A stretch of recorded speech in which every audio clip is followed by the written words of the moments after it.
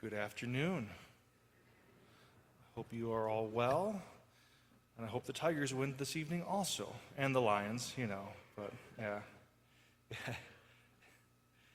When I was in seminary, a priest, I love baseball to a fault, and a priest told me, if you love Jesus half as much as you love baseball, you'll be a very good priest. And it's kind of like, I should love Jesus more than baseball. I should. I was still working on it. But, last night's game was way too late. But, I mean, how do you sleep when the Tigers are in the playoffs? I couldn't do it. So, anyways, they won. I'm very pleased about that. So, great to be with you. So, back on August 27th, there was the shooting at the Church of the Annunciation in Minnesota during a school mass. The following weekend, I preached on violence. And I stole a bunch of stuff from Archbishop Fulton Sheen. He's my main go-to. And he talks about how there's two types of violence. There's a demonic form of violence. He calls that the sword pointed outward, that crucifies others, that spills blood, shootings, that type of stuff. That's the demonic form. But there's a good form of violence, he says, that's a sword pointed inward, the crucifixion of our hearts to make them Christ-like. And that's why our Lord promises us the cross. If you want to be my disciple, you must pick up your cross and follow me. The cross, the sword pointed inward, to make our hearts like him. That was the gist of my homily. Exactly 2 weeks later, on September 10th, Charlie Kirk was assassinated. So the following weekend, I preached on violence again. So I have to admit, I'm getting a little tired of talking about these things. But last Sunday, as you well know, there was that big church shooting and fire at the Latter-day Saints Church in Grand Blanc. This one quite literally hit closer to home. I actually have one of my brother Tim, him and his family go to the Catholic Church in Grand Blanc. When you look at the map, the way the crow flies, it's only about a mile away from where the shooting was. And some of my cousins actually know the shooter. One of them, the shooter at some point, I don't know how many years ago, did some work at my cousin's house. And my cousin, feels violated, wow, that guy was in our house, So it definitely strikes a lot closer to home. So all that went on last Sunday, and then today, the prophet Habakkuk. How long, O Lord? I cry for help, but you do not listen. I cry out to you violence, but you do not intervene. Why do you let me see ruin? Why must I look at misery? Destruction and violence are before me. There is strife and clamorous discord. And it's a reminder that our readings, they're not just 3,000 years ago the prophet was out, blabbing things, and we'll listen to it again. It's real. It's the living word that's preached today, that's alive with us today. And those are many of our questions. Why, Lord? Why? So to help ease some minds a little bit at least, let's start with safety. So since last Sunday's shooting, I've met with our head ushers.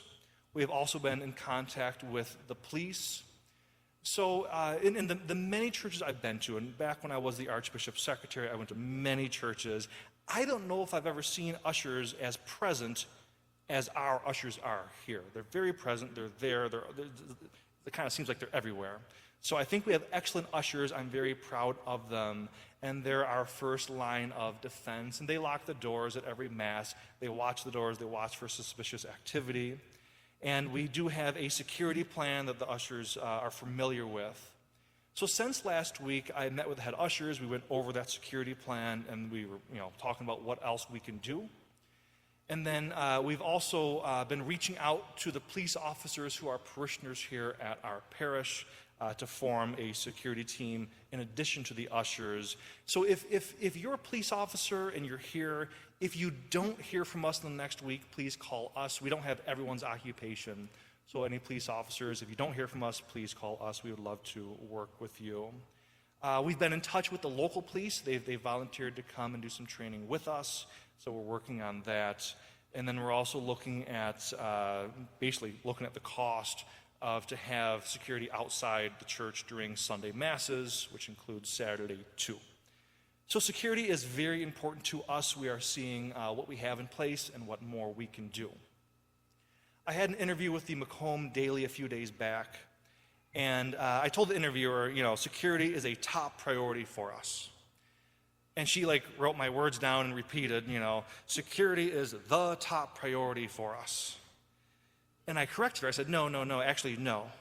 Security is a top priority, very important, but it's actually not the top priority. The top priority is the worship of God and the salvation of souls. That is absolutely number one. Eternal life with God, you could call that eternal security, is much more important than temporal security, although they are both important. And honestly, this might be a little dark, but one way to think of it, if you get shot in church, worshiping God, where do you think your soul's going to go? I mean, really,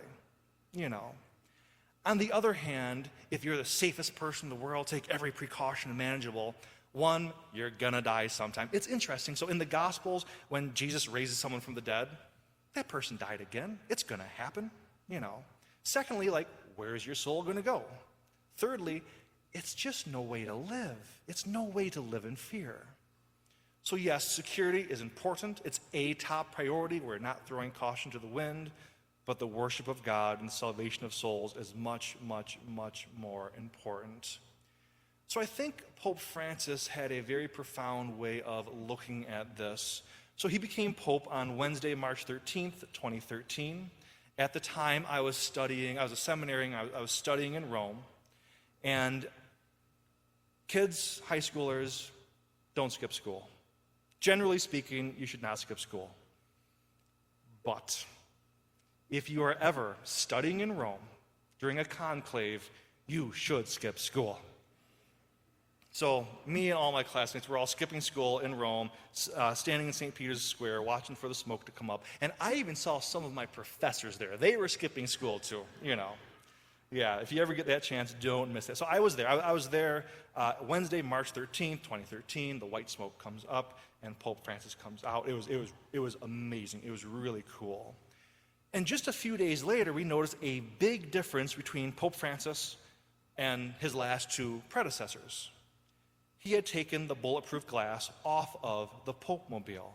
He's riding around in St. Peter's. Now, he still had security, but he was wide open, And I hate to be all dark about it, but the other seminarians and we'd sit around oh man, that's crazy.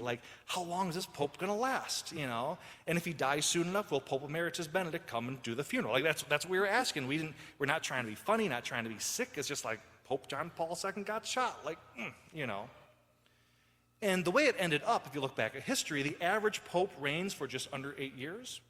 Pope Francis reigned for over 12 years and died of natural causes. He was fine. So especially during the early days of his pontificate, many people brought up safety.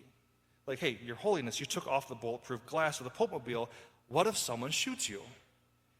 And Pope Francis would usually say, well, I hope no one else gets hurt, and I hope I die quickly because I don't like to suffer. That was his usual response, But one time, they asked the question again, and I think I'm reading into it. I think he got a little irritated because he actually pushed back a little bit. He said, everyone keeps bringing up this crazy guy. What if a crazy guy? What if there's this crazy guy? And he said, instead of what if some crazy guy, what if Jesus? And he said, it seems like you people believe in the crazy guy more than you believe in Jesus. It was interesting. It was profound. And it actually brings up a very interesting theological and really a linguistic point in the New Testament. So I know an exorcist who likes to scandalize people. He says, oh, I don't believe in the devil. And people gasp, what? And he goes, okay. So I believe that the devil exists, no doubt about it. But I don't believe in him. I believe in God. I believe in Jesus. So if you brush off your Greek New Testament, open up the Greek New Testament, there are two words for in. And one is eis, epsilon, iota, sigma, eis. And it's a dynamic, moving word. It seeks union. When we believe in something, we're seeking union with it. So when Jesus asks people to believe in him, it's believe eis him, to seek union with him. Great. The other word is en, epsilon, nu. And it's more of a static, it's not dynamic, more of a static word. It's more like, hey, I believe that the devil exists. Like, yes, I'm aware of that. I'm not naive. I'm not in denial. I believe that he exists. But I'm not seeking union with him. I'm seeking union with Christ. I believe in Jesus. Make sense? Okay, cool. So we have to ask ourselves, do we believe Jesus, in Jesus, in that profound way? Because really there's two ways to live our lives. One, if we believe in Jesus, then we play to win. Then we're on the offensive. So it's cool here at St. Peter's. St. Peter's Church, we have the keys on the floor there. We have the keys on the altar. We have stained glass with the keys back there. And that comes from Matthew 16:18. You are Peter, upon this rock I'll build my church. I give you the keys to the kingdom of heaven, and the gates of hell shall not prevail against it. Think of that last part. And the gates of hell shall not prevail. Everyone seems to think it's like the gates are attacking the church and the church will stand strong. Have you ever heard of gates attacking anyone? It's not how it is. We're attacking the gates. We're on the offensive because Jesus wins and we believe in him. So it's like, yes, the devil's real. In our second reading today, our Lord says, or St. Paul says, that God did not give us a spirit of cowardice. We're not cowards. We believe in Jesus. There's no reason to live in fear. So yes, the devil's real. We're aware of him. Shootings happen. Horrendous things happen. But we're not afraid. The devil might win a few battles here and there, but Jesus wins the war. So we are not living in fear. Terrorists cause terror. That's their whole point. When we start living in fear, the terrorists have won. So it's like, yes, the world's crazy. Yes, evil things happen. But I just refuse to live in fear. Not going to do it. We got Jesus. He wins. I'm with him. I'm playing to win too. Okay, so we can live like we believe in Jesus on the offensive, or we can live like we believe in the devil. And the way to do that is we play not to lose. We live in fear, and we live like the devil is bigger and stronger than Jesus. Like the devil's the one that wins the war, but maybe if we could hide and he won't notice us and we can sneak through and no, that's not how it works. The devil has no chance against Jesus. When you put the Jesus and the devil side by side, the power, it's not some equal power play. Jesus wins hands down every time. So, back when COVID-19 was at its height, honestly, I never really understood why Christians were so afraid of it. And again, I'm not naive. Yes, it can kill you. I have an aunt who died of COVID at 60 years old. Yes, I'm not unaware of that. But, Jesus told us not to worry about those who can kill the body. When we are afraid of death, I question just who we believe in. And it's something for all of us to think about. Like Pope Francis, again, his answer was, if they shoot me, I just hope I die quickly. He didn't care. I don't think I'm there yet, but we need to not be afraid of death because Jesus has won over death. So COVID-19, it's the same thing with these shootings. Yes, they're real, they happen, people die, but they can't kill our souls. Again, if you get shot in God's house, worshiping God, I think you're in a good place, Personally, I don't want to be a martyr. Don't want to be. My dream, my prayer is that I die with the sacraments, that I'm on my deathbed, the priest comes, hears my confession, anoints me, gives me the Eucharist, gives me the apostolic pardon, good to go. We call that the nuclear bomb of grace. You receive those 4 things. That's my prayer. I don't want to be martyred. But if I were to be martyred, I would love to be martyred while I'm saying Mass, when I elevate the Eucharist. That's my dream. I hope that never comes true. It would be an awesome way to go. Anyway, so I think this is all a good lesson for all of us, but especially for parents. So parents, you have a duty to protect your children, but you can't protect them from everything. That's impossible. Can't be done. So what do? Well, you arm them. You give them Jesus. Jesus is way stronger than the devil. Again, they are not equal forces. If Jesus is living in their souls, in your children's souls, they are in good shape no matter what happens to the body. And it's the same thing here in a church. As a pastor, I have a duty to protect this congregation. We take security very seriously. We're looking into more we do, so on and so forth. But I can't protect you from everything. That's impossible. So we have to arm you. And the best armor for any of us to have is that our souls are in the state of grace. So on that note, come to confession often. Come to confession often. Never miss Mass. Don't miss Mass for baseball. Don't miss Mass for hockey. And especially don't miss Mass for soccer. That's just, oof. Okay. Come to confession often. Never miss Mass. Never, ever. The only excuse is if you're sick. Vacation, okay. Vacation's not an excuse to miss Mass. When you take a break from God, that's actually the definition of hell. Don't ever take a break from God. Don't ever take a vacation from God. And then stay close to Our Lady. So he was a Satanist. He's converted now. There was a Satanist who was I don't even know what you call it. It's like the Grand Wizard. I don't know what you call it, but he was way up high in their ranks. And he talks about how they used to break up churches. They would get Satanists together and pray to Satan for, against a particular church. And it would usually work. It would usually break up the church unless that church had a devotion to Our Lady, and particularly if that church had a devotion to the Holy Rosary. The devil just couldn't get his way in.